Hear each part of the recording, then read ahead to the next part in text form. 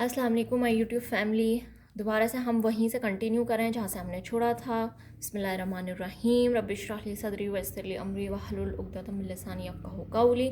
चलें जी, हम बात कर रहे थे कॉमन कोल्ड की और वहाँ पर डायग्नोसिस पे थे हम कि डॉक्टर आपको कैसे डायग्नोस करेगा, ये एक पेशेंट को किस तरह पता चलेगा कि डॉक्टर मुझे किस तरह डायग्नोस करेगा इस केस में, जबकि मैं नज़ला या ज़ुकाम लेके उसके पास जाऊँगा।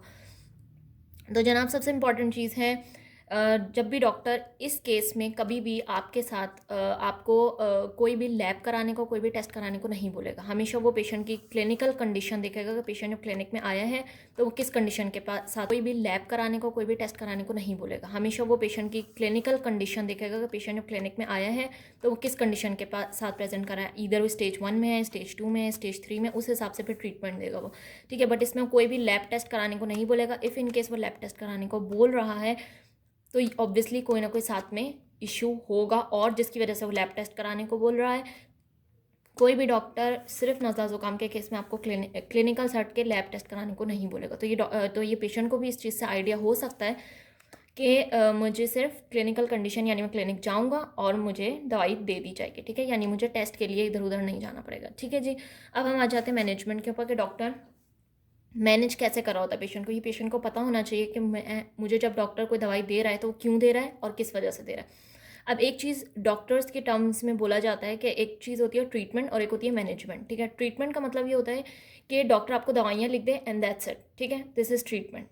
एक चीज़ होती है मैनेजमेंट। मैनेजमेंट हमेशा डॉक्टर्स को ये पढ़ाया जाता है कि you have to manage your patient, neither you have to like treat your patient. ठीक है, आपने पेशेंट को प्रॉपर मैनेज करना होता है। फ़र्क क्या होता है, ट्रीटमेंट मतलब होता है बस आप गए, दवाई लिखी और दैट्स इट। ठीक है, मैनेजमेंट का मतलब होता है कि आप पेशेंट को हर तरह से काउंसिल करेंगे, हर तरह से मतलब उसको आराम देने की कोशिश करेंगे और हर चीज़ डिटेल में बताएंगे, यानी कि वो कुछ से बच कैसे सकता है, वो इससे कैसे कर होता है। अब सबसे इंपॉर्टेंट चीज़ है वो है प्रोफाइलेक्टिक। प्रोफाइलेक्टिक यानी कि एक पेशेंट जिस टाइम उसको हो गया है तो वो क्या करे ऐसा जिसकी वजह से वो बच जाए, मतलब कि अब उससे वो कंट्रोल हो जाए। यानी सपोज कोई स्टेज 1 में आ रहा है तो फ़ौरन कंट्रोल हो जाए उसी स्टेज पे।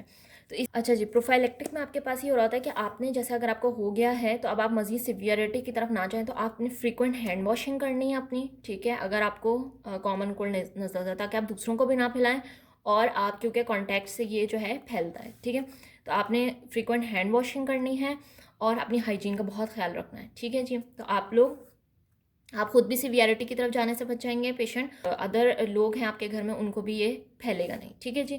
अच्छा जनाब, अब प्रोफाइलेक्टिक ट्रीटमेंट तो हमने आपको बता दी। अब आते हैं कि पेशेंट बहुत ज़्यादा जैसे प्रेजेंट होता है तो बहुत ज़्यादा इरिटेटेड होता है, बार बार छींके आने से परेशान होता है, खाना खा रहा है परेशान है, छींके आ रही हैं, तो ये चीज़ें होती है। तो उसके लिए सबसे पहले आपने क्या करना होता है, कुछ लोगों में ऑब्स्ट्रक्शन के सिम्टम्स ज़्यादा प्रेजेंट कर रहे होते हैं, मतलब उनका नाक बंद हो जाता है। तो उसके लिए आपने डॉक्टर हमेशा सबसे पहले सूदिंग इफेक्ट देता है उसको।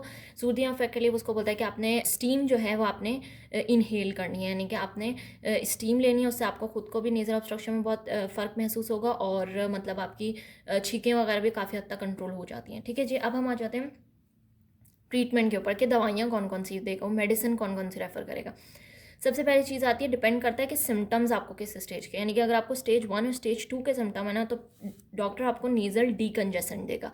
अब आपको कैसे पता चलेगा कि नेज़ल डीकंजेसेंट दिए हैं या मुझे कौन सी दवाई दी है, तो इसके लिए मैं आपको एंड में वीडियो के दिखा भी दूंगी नेज़ल डीकंजेसेंट कौन कौन से होते हैं। तो मेनली जो आपके पास नेज़ल डीकंजेसेंट होते हैं ये स्प्रे फॉर्म में आ रहे होते हैं, और इस जो नाक है जिसको आप बोलें खुल जाएगी और मुझे सांस लेने में और इस तरह के इश्यूज़ नहीं होंगे, मतलब मुझे थोड़ी मतलब जो सांस बंद हो रही थी और ऐसा लग रहा था कि जैसे घुट घुट के सांस आ रही है, वो चीज़ खत्म हो जाएगी।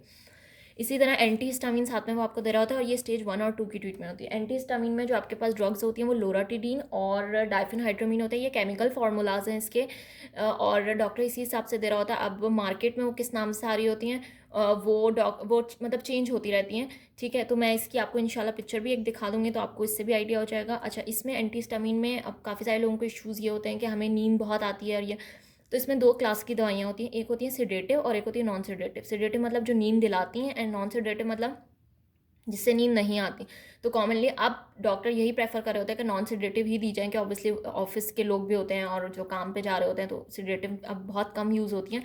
बट कभी अगर बहुत सिवियरिटी ज़रूरत हो तो फिर डॉक्टर जो है वो सिडेटिव भी दे रहा होता है। तो you can ask your doctor कि मैं आपने मुझे किस तरह की दवाई दी है, सिडेटिव दिया है, नॉन सिडेटिव दिया है, तो ये आप पूछ सकते हैं, ठीक है जी।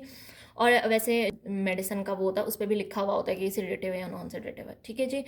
अब आ जाते हैं स्टेज 3 पे, यानी कि अगर आपको फीवर मेलिस के साथ प्रेजेंट करेंगे डॉक्टर आपको ये सब तो शायद दे ही दे, और साथ में आपको एनाल्जेसिक और एंटीबायोटिक लाजमी देगा। अब एनाल्जेसिक का मतलब होता है जो आपका पेन वगैरह ख़त्म करें, यानी कि जिसम में दर्द है तो उसके लिए आपको पेनाडॉल और ब्रूफिन और इस तरह की दवाइयाँ दे रहा होता है, ठीक है जी। अब आपके पास आता है एंटीबायोटिक, ठीक है जी। एंटीपायरेटिक पायरेटिक मतलब होता है बुखार, ठीक है। तो एंटीपायरेटिक जब भी आपको डॉक्टर देगा तो वो भी मोस्टली जो होती हैं वो ये पैनाडॉल और ब्रूफिन ही होती हैं। एनाल्जेसिक एंटीपायरेटिक मोस्टली एक ही दवाई में, एक ही ड्रग में दोनों चीज़ें होती हैं। वो मतलब फीवर के लिए भी काम कर रही होती है और दर्द के लिए भी काम कर रही होती है।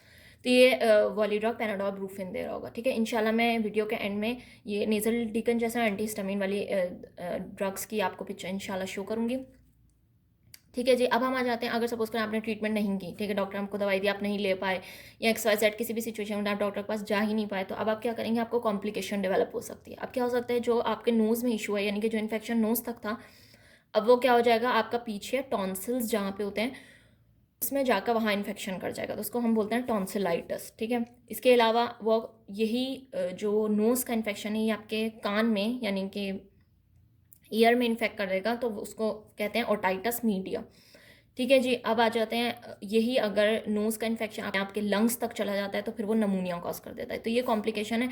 तो अब जब पेशेंट ऐसी कंडीशन में लैंड करेगा जबकि वो इसके साथ साथ कॉमन कोल्ड के साथ साथ उसको ये सारी चीज़ें भी हैं, तो ऑब्वियसली वो कंडीशन थोड़ी सिवियर हो जाएगी, उसको कंट्रोल करना मुश्किल है। तो डॉक्टर साथ में लाजमी लाजमी लाजमी आपको बैक्टीरियल दे रहा होगा, एंटीबायोटिक दे रहा होगा वो आपको साथ में, ठीक है, क्योंकि मोस्ट प्रोबेबली के वायरस के साथ बैक्टीरियल इश्यूज़ आने शुरू हो जाते हैं इस स्टेज पर, ठीक है जी। अपनी दुआ में याद रखिएगा। If you have any query you can ask me. Thank you. Allah हाफिज़।